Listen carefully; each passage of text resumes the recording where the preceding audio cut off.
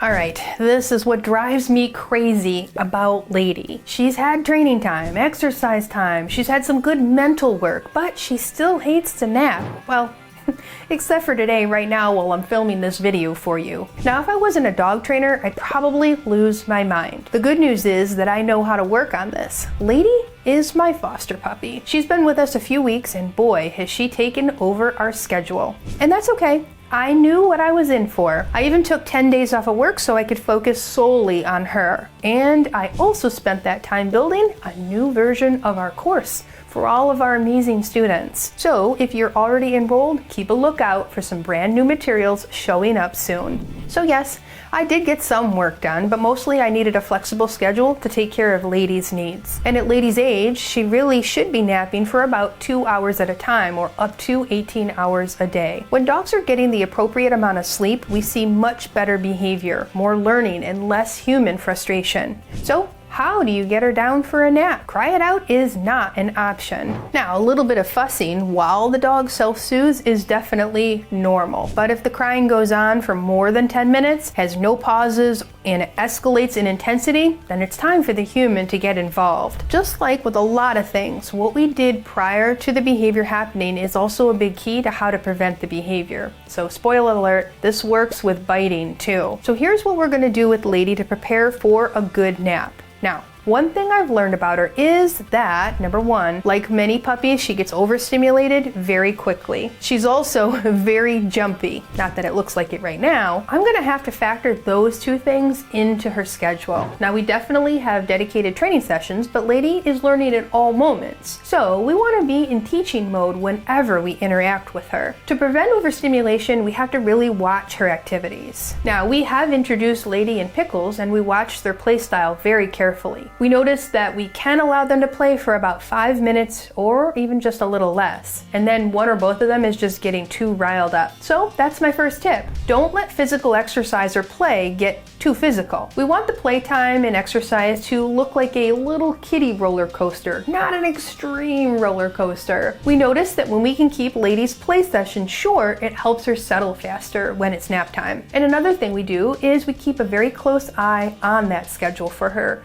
We know her best wake windows and when we're approaching that nap time. It is easier to focus on this when we're off work, but once they started working again, I still had to set those timers to remind me when it was time to move to a different activity or to start a nap cool down. And when it's approaching nap time, I begin preparing for sleep about 30 minutes prior. That might sound like a lot of work, but it's just temporary.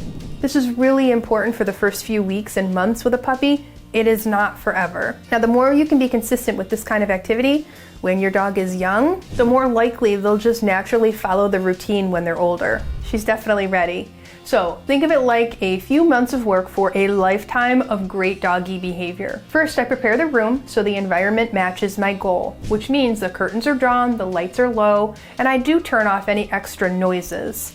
Then we're gonna do some type of cool down, calming activity. So I have a few to choose from, but Lady really likes licking and chewing. So we're gonna give her a licky mat or maybe even a bully stick in her pen. We do this when we're in the room, but maybe just not paying attention to her. So this better transitions her for being in the crate when we're out of sight. Lady has a few tells for when she's getting sleepy.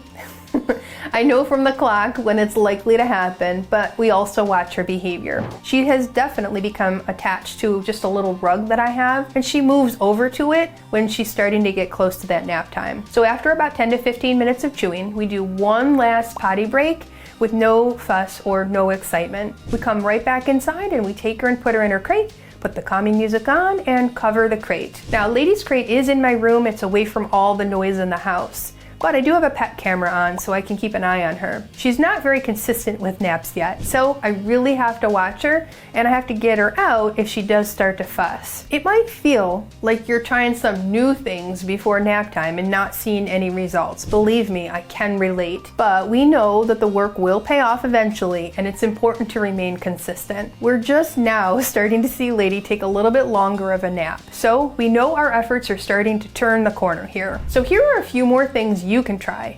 outside of nap time, if your pup isn't napping well. You want to swap out some physical exercise for decompression walks, or maybe even more training games. Mental exercise is 3 times as tiring as physical exercise. Most dogs do best with a little physical exercise like a play session, fetch, or a walk, and then a lot of mental exercise like training, find-it games, puzzle toys, enrichment activities, and even sniff games. So if you haven't started those decompression walks yet, they're going to be a game changer. Now these walks are going to allow your dog to sniff and explore without the expectation of having great leash skills. These walks are great for puppies who are still working on and up to a neighborhood walk. You can also do these walks in empty parking lots. There's a lot of interesting smells there, but it's a lot less stuff for your dog to put in their mouth. Now another thing to do if your pup isn't napping well is to increase the crate games to better establish the crate as a good place and a place to relax. So most of the time I recommend the crate games last for 1 to 2 minutes at a time, but we want you to play them for a total of 30 minutes a day. Yeah, that means maybe 15 sessions of crate games.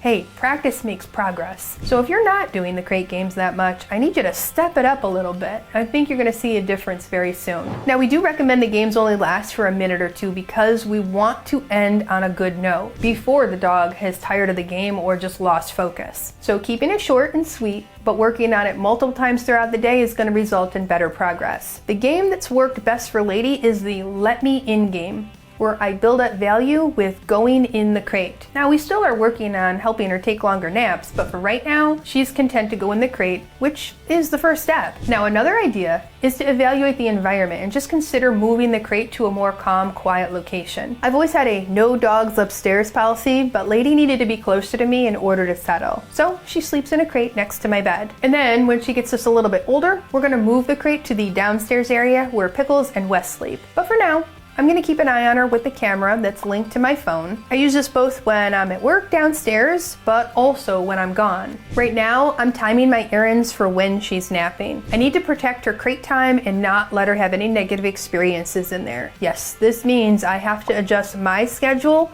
but I know it's temporary and I know it's worth it. Pickles actually took a while to love his crate too. But now he goes in anytime I ask, or even if he sees that I'm about to leave, like when I grab my purse. Now, I know this might seem like a lot of work, but naps are really gonna help your puppy learn and adjust to your human world. So doing some extra work to make sure that happens is going to pay off. Now, I also know with Lady, she just wants to be with her people. At first, she would fuss the minute I was out of sight. She's definitely doing better now, but separation distress was definitely a possibility if I didn't know to begin independence training right away. So even if your dog does have a little bit of distress when you're out of sight, it's never too late to work on it. If you're struggling with a pup who is just a little too attached to you, your next video should be this one. Now, whatever age your puppy is, the sooner you can work on these skills for napping and independence, the easier it's going to be for both of you.